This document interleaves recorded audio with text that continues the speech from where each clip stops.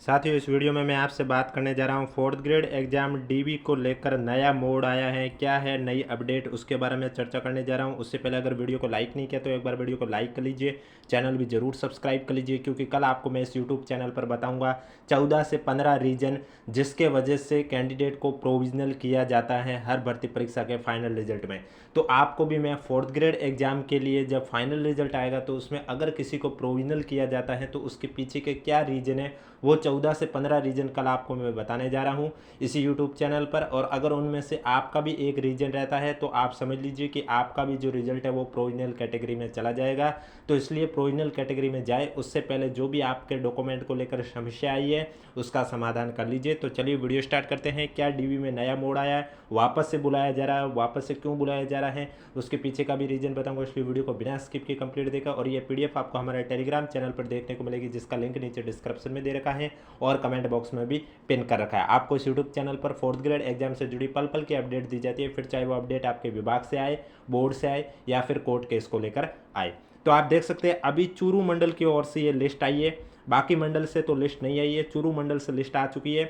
जैसा कि आप सभी को मालूम है, फोर्थ ग्रेड का जब डीवी शुरू हुआ उससे पहले उसका शेड्यूल भी जारी हुआ था कि डीवी किस तरह से आयोजित की जाएगी, पहला चरण कितने दिनों में चलेगा, 25 दिन का। उसके बाद जो एब्सेंट कैंडिडेट रहेंगे उनको 2 अवसर दिया जाएगा। पहला अवसर जब पहली डीवी कंप्लीट होगी उसके 4 दिन के उपरांत, और दूसरा अवसर जब पहली डीवी में एब्सेंट कैंडिडेट के 4 दिन कंप्लीट होंगे उसके बाद 4 दिन का उपरांत। लेकिन अब चूरू मंडल ने एक और चांस दे दिया, यानी कि तीसरा अवसर और दिया गया है, जबकि शेड्यूल में कहीं नहीं लिखा। तो इससे क्या फाइनल रिजल्ट पर क्या इफेक्ट आएगा, आप देख सकते हैं फाइनल रिजल्ट पर ज़्यादा इफेक्ट नहीं आने वाला, क्योंकि मैंने आपको पहले भी कहा है फाइनल रिजल्ट आपके वैसे भी जून माह में आने वाला नहीं है। क्योंकि आपको मालूम होगा, मैंने पहले भी आपको मॉर्निंग के वीडियो में भी बताया था, जो पीएच कैटेगरी के कैंडिडेट है उनकी मेडिकल जांच चल रही है, उसमें ज़्यादा समय लगता है, क्योंकि डीवी तो एक दिन में 700 के करीब कैंडिडेट का कर दिया जाता है, लेकिन जो मेडिकल जांच है वो एक दिन में सिर्फ 15 से लेकर 20 कैंडिडेट का ही जांच की जाती है। इससे ज़्यादा कैंडिडेट की जांच पॉसिबल नहीं रहती, इस वजह से समय लगता है। और कुछ मंडल में मैंने आपको बताया भी था मेडिकल की जो लास्ट डेट है वो 30 जून थी, और कुछ मंडल की तो अभी तक जारी भी नहीं हुई है। और जब फाइनल रिजल्ट आता है तब आप देखते हैं पीएच कैटेगरी की भी कट ऑफ साथ में ही बताई जाती है, यानी कि उनका भी रिजल्ट उनके साथ ही जारी किया जाता है, अलग से नहीं किया जाता है।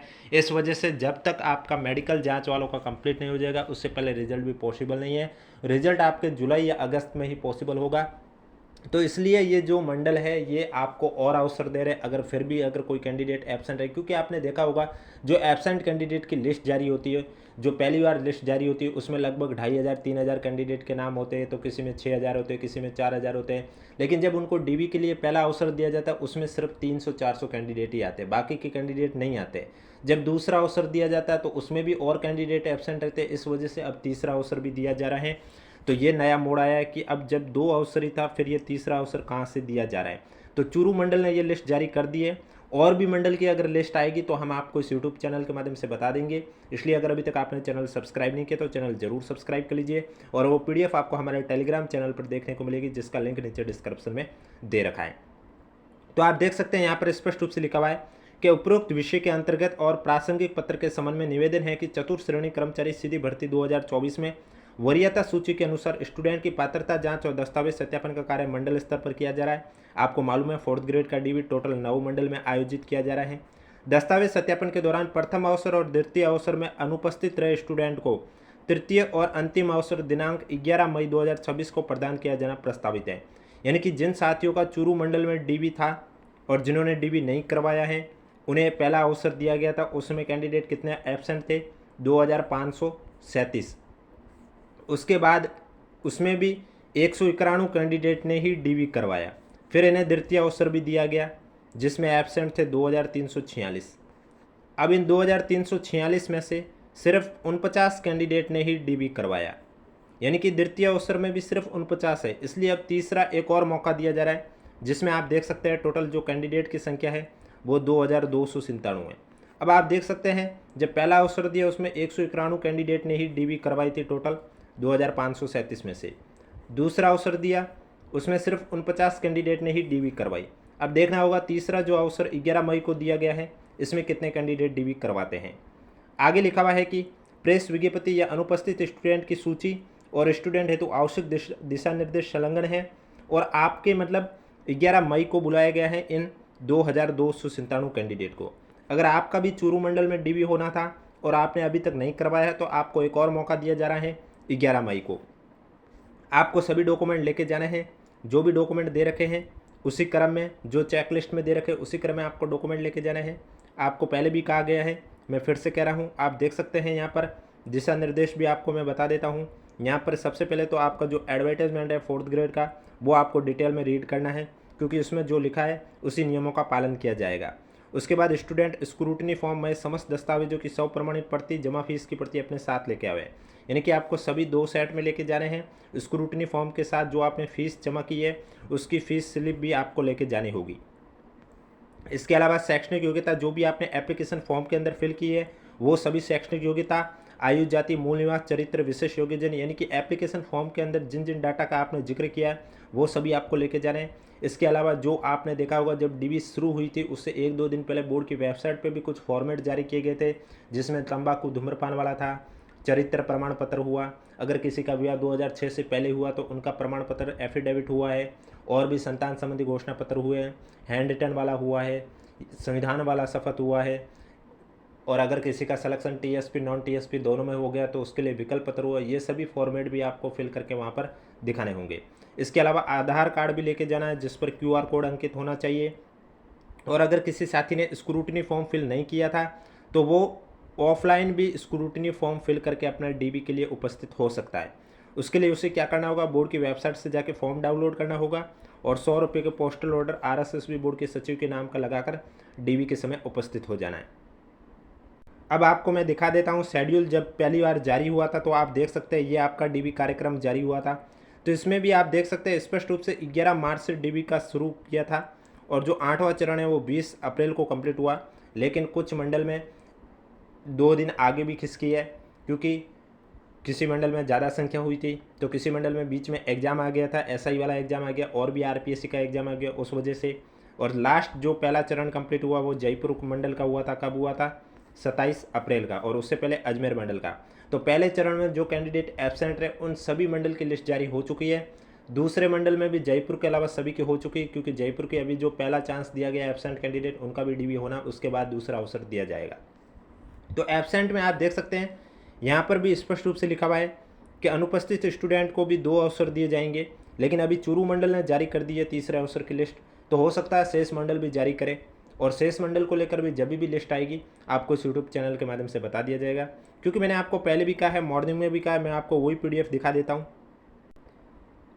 आप इस पीडीएफ में देख सकते हैं, मैंने आपको मॉर्निंग में भी बताया जो पीएच कैटेगरी की मेडिकल जांच को लेकर जो डेट जारी हुई थी जिस मंडल में, पाली की देखो आप देख सकते हैं 11 मई तक है, जबकि पाली का डीबी ही 23 मार्च को कंप्लीट हो गया है। डीबी जल्दी हो जाता है, लेकिन मेडिकल जांच में समय लगता है, क्योंकि डीबी में तो आप एक दिन में 700 को स्टूडेंट का कर सकते हैं दस्तावेज चेक, लेकिन मेडिकल में ज़्यादा से ज़्यादा एक दिन में 15 से 20 कैंडिडेट का ही होता है, इस वजह से समय लगता है।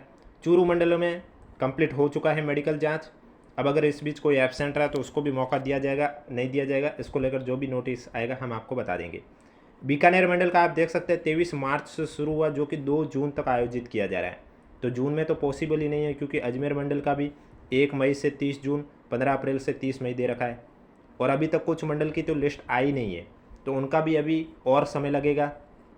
इसलिए मैंने आपको कहा जून में तो पॉसिबल नहीं है फाइनल रिजल्ट, और बाकी फाइनल रिजल्ट में कट ऑफ पर कितना असर आएगा ये तो डिपेंड करता है कि एब्सेंट कैंडिडेट कौन रहे हैं ज़्यादा, क्योंकि आप देखते हैं हर मंडल में एब्सेंट कैंडिडेट, आपको मैं बता देता हूँ, लगभग आप देख सकते हैं बहुत रहे कैंडिडेट एब्सेंट, जैसे कि जो, और फिर जब पहला अवसर दिया जाता है उसमें भी आप देखते हैं कि एब्सेंट कैंडिडेट 300-400 कैंडिडेट ही डीबी करवाने जाते हैं, और जहाँ संख्या कम होती है तो वहाँ पर 100 स्टूडेंट ही जाते हैं डीबी करवाने।